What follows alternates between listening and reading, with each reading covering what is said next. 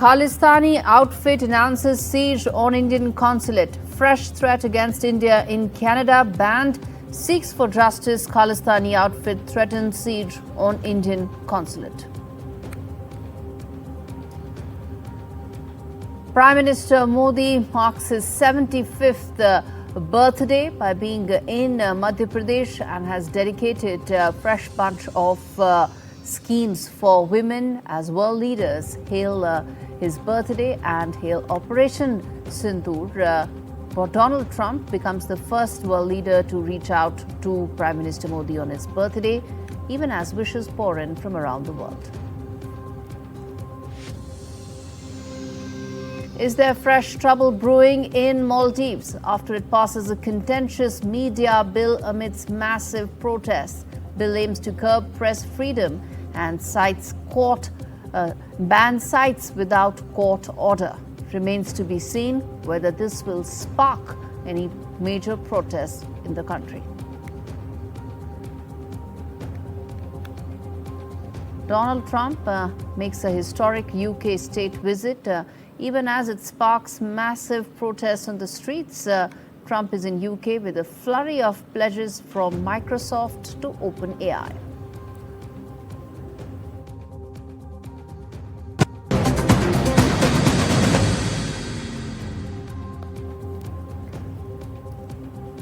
The first story, the top story on India Global. India and Canada have resumed diplomatic ties. There's been progress, there's been a thaw. Both sides have appointed high commissioners to ensure that the diplomatic process, which had really taken a nosedive, recovers. But in the midst of all this is Sikhs for Justice, a US-based Khalistani outfit which has threatened siege of the Indian Consulate on Thursday, and this is in Vancouver. The pro-Khalistan group has said that it will take over the Indian Consulate on Thursday and ask Indo-Canadians planning a routine visit to the consulate to choose another date.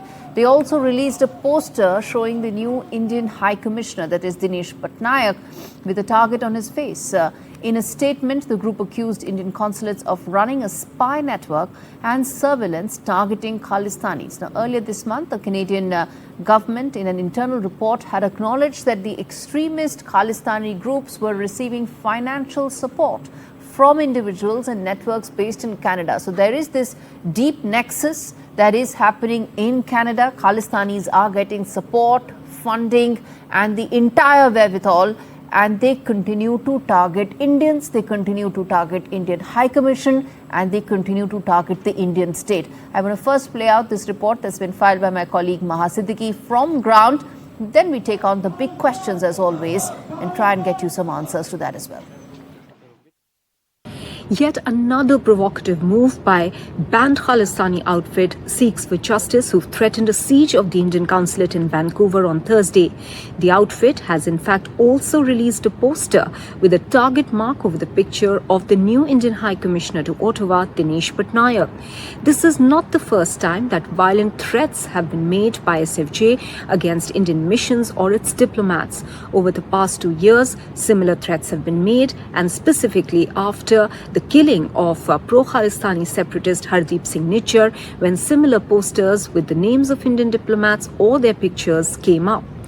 Meanwhile, the Indian government at that time had expressed serious concern over the security of its diplomats, and the government at that time had said that they would provide adequate security to the diplomats as per the Vienna Convention. But the relationship over the issue between the two sides soured soon, with the then Prime Minister Justin Trudeau accusing the Indian government agents' involvement in the killing of Hardeep Singh Nijjar. But more recently, the two sides have tried to reset the relationship with a meeting on the sidelines of the G7 summit in Kananaskis between Prime Minister Mark Carney and Indian Prime Minister Narendra Modi. The two sides have also reinstated their senior-most diplomats in each other's country, that is the High Commissioners, only recently, a couple of weeks ago.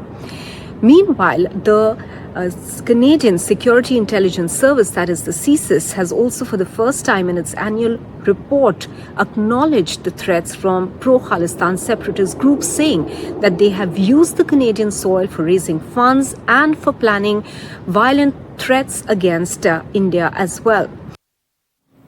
Let's get you the big questions that we're asking as far as the big story on India Global. First up, are diplomats in Canada safe given the threat that has come in? These are credible threats. Are they right now safe there? Next up, the next question we are asking, will India protest these latest terror threats that have come in? Will there be a formal protest that will be registered by India, and will that warrant an action by Canada? Next up, is this entire Khalistani terror network actually rising under Mark Carney? Has he been completely inadept in being able to address these concerns, and is it allowing the network to flourish? And lastly, when will Carney act when it comes to the Khalistani terror network? We've been asking that again and again on India Global. Every time there is yet another instance, the buck stops with Mark Carney. Is he acting? Will he finally be forced to act? Remember, these are not just individuals. This is the Indian High Commissioner in Canada being targeted. Let's get in Ambassador Sajjanhar for more on this. Ambassador Sajjanhar, we've spoken about this in the past as well in terms of the credible threats that are there as far as the Khalistani terror networks in Canada. How serious is the one right now with the poster of Dinesh Patnaik being put out by these Khalistani terror outfits?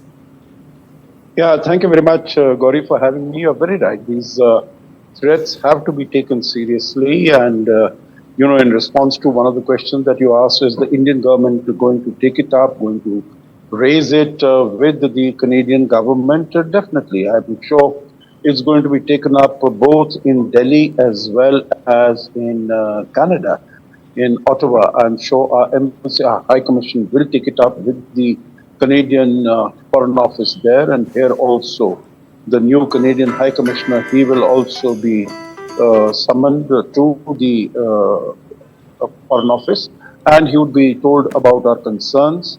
I think as far as Mark Carney is concerned, I mean, these are, let's face it, initial days, and Mark Carney and his establishment, his dispensation, have made all the right noises in terms of, you spoke about this report, Maha came up with this, what she had said, that there's a report that has come up. But Sajjanhar, these are not stray instances. In fact, there's a pattern if one starts talking about it.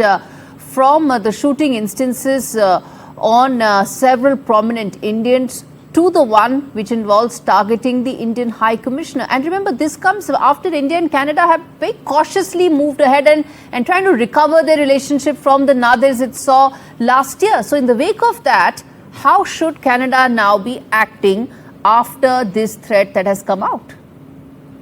Yeah, no, you're right that, this is not the first instance. Much of what happened earlier was during the tenure of Justin Trudeau. And Mark Carney has, in his conversation at the G7 with Prime Minister Modi, reassured that, action will be taken.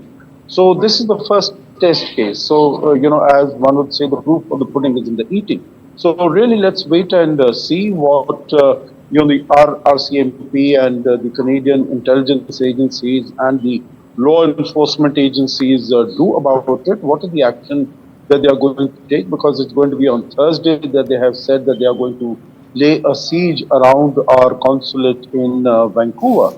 So we'll have to wait and see. And of course, as far as the consulate itself is concerned, we have to make all our arrangements in terms of ensuring that security, that no one is going out, and around the consulate premises unnecessarily.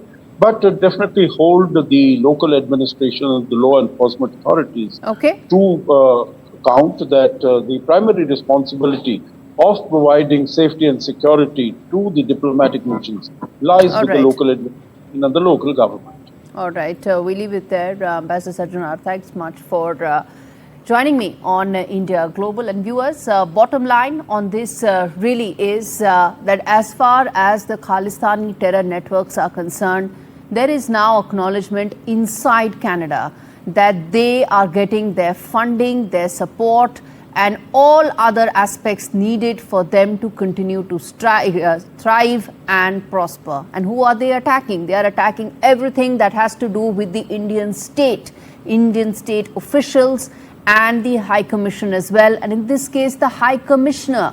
How soon before finally Mark Carney realizes that this needs to be acted upon in the strongest possible terms, in the strongest, sharpest possible manner to send the message across? Because at the end of the day, these Khalistani terror networks and the speed and ease with which they operate on Canadian soil essentially comes back to haunt the entire Indo-Canadian relationship.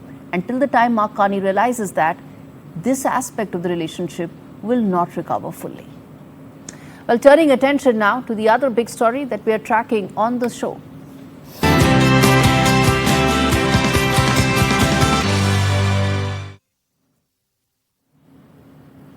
Well, Prime Minister Modi turns 75, an important milestone for him, and wishes are coming in from global leaders around the world. The first to actually wish Prime Minister Modi was President Donald Trump, and both hailed the India-US partnership as well, raising hopes that the two leaders and the bonhomie that they share will ensure that some of the contentious aspects of their relationship, they'll be able to move ahead fast on that.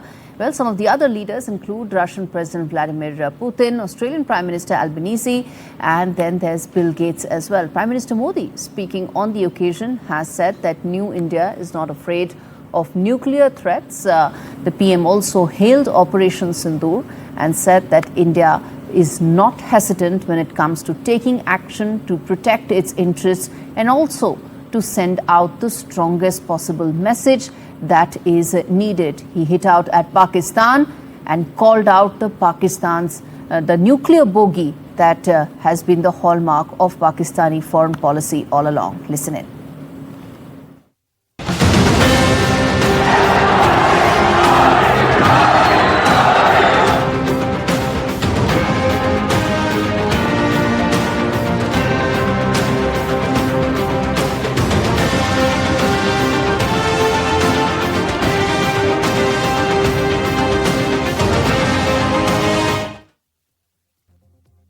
अभी कल ही देश और दुनिया ने देखा है, फिर एक पाकिस्तानी आतंकी ने रो रो कर अपना हाल बताया है। साथियों, ये नया भारत है। ये किसी की परमाणु धमकियों से डरता नहीं है।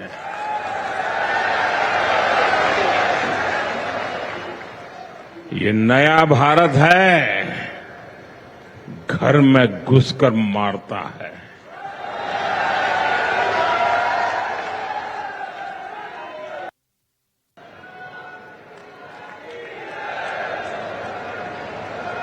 साथ ही पारंपरिक पगड़ी और पारंपरिक जैकेट भेंट करके माननीय प्रधानमंत्री जी का स्वागत कर रही हैं माननीय केंद्रीय राज्य मंत्री Shrimati Savitri Thakur ji.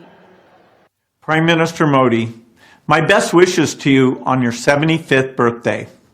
I wish you good health and continued strength as you lead India's fantastic progress and contribute to global development. The Gates Foundation values our partnership with the Government of India immensely. Together, we are supporting progress towards Viksit Bharat and sharing lessons and innovations for the countries in the global south. Once again, my warmest wishes to you on this milestone occasion. All right, on that note, we slip into a short break. More news on the other side of India Global. Stay with us.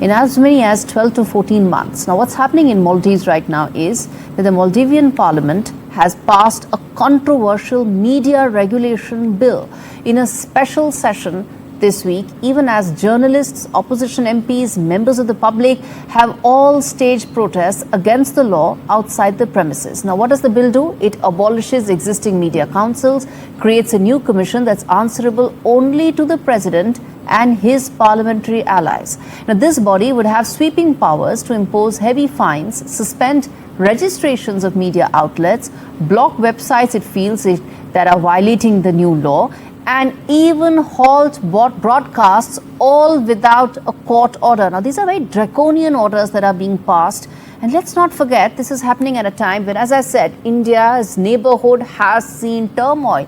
It's not even been a fortnight since Nepal saw those violent protests, which ostensibly started because of a social media ban. Those 26 apps that were banned started and reignited that protest and really acted as a trigger, which is why I'm going to now get in Aman Halim, who's the editor of one of the magazines, in fact, an online portal, to talk more about the significance of this and what's the people's mood right now with these extremely draconian or sweeping measures that the president is coming out with. Mr. Halim, tell us, what are your thoughts on this proposal?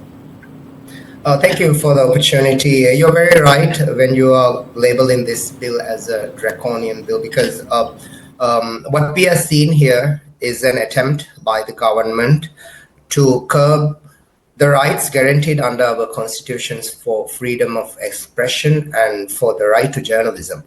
Now, the provisions that curb the freedom of expression and this bill, when it first came into Parliament, it was submitted to the Parliament by an independent member, and the government refused to take ownership of this bill. And they said this was submitted by an independent member, and we will listen to the public and the journalists and address whatever concerns that we as journalists had, and the public who are also going to be regulated through this bill. I will get into it a bit later. So this bill was submitted to Parliament on the 19th of August, and this bill was submitted at a time when the Parliament was going to be in recess. But what we saw was, as soon as the bill was submitted to Parliament and after the initial reading of the bill, we saw an attempt by the government and government-affiliated MPs to fast track the bill and make sure that this bill comes into law at a time when there is a lot of talk about curbing dissidents. Okay. And we are also going through a time. What's the general mood like, Mr. Halim? What's the general mood like with these? The general mood among the journalists, it's very dire. But one thing about the public is, I do not think there is a big disinformation campaign carried out by the government regarding the implications and the actual outcome of this bill. So at this point, I do not think the public are very much aware of the implications and the outcomes of this bill and how much it actually applies to them. Right now, we are seeing outcry by the journalists. Even now, we are requesting, we are appealing to the government and the president to not ratify this bill and send it back to the Parliament. And what we are asking of the parliamentarians and the government is to, if the policy of the government is to regulate media, yes, media should be regulated. Disinformation should be something that the government should be able to put a curb on. Okay. But what we are asking from the government and the parliamentarians is, please involve us in this process. So disinformation campaign or ensuring that you check all efforts of disinformation is one thing, but in the garb of that, coming out with very sweeping powers that curb freedom of expression is where the problem is. Yes. I would like to mention at this point that our advocacy on the part of Maldives Journalists Association and around, I think, according to the Maldives Journalists Association, there are around 210 active journalists in the Maldives, and there was a petition signed by 150 plus journalists that was submitted to the Parliament and the President. And Right. I would like to say we managed to force, rather, I would say, the government into making changes that allowed the current commission that is going to come after the bill is ratified, sweeping powers, as you mentioned, to access journalist devices without court orders and to suspend. Now we have a court process. I'm going to touch base with you again, because this is a story that could have many implications and it has impact for the entire region, and New Delhi would be keeping a close watch on that as well. I'm going to leave it there. Halim, thanks so much for speaking to me on India Global. Thank you. Well, turning attention now to Donald Trump, who is on a visit to the UK. But guess what is actually now overshadowing that entire visit? That is Jeffrey Epstein. And there are now these images that have been put on the castle where Donald Trump is going to be staying, with a lot of protesters registering their protest as far as Trump's UK visit is concerned. The shots that were shown shortly before Trump's arrival in Britain included the president's mugshot, portraits of Epstein, and that is something that may dominate British headlines. But beyond that, there are a bunch of large investments that are also likely to be finalized. That includes £5 billion in terms of AI being a key area where they would be focused on, and a data center as well in that region. But as far as Donald Trump is concerned, there you can see that image. That is likely to dominate headlines, and how much of that is going to overshadow the significance of this visit. Let's get in Professor Scott Lucas to talk more on this. Professor Lucas, whenever there's Donald Trump's visit to the UK, it gets a lot of headlines, but maybe for all the wrong reasons. That mugshot is all that everybody's talking about. What about those billion-dollar investments that he's hoping he will finalize? Well, it's a battle for the narrative.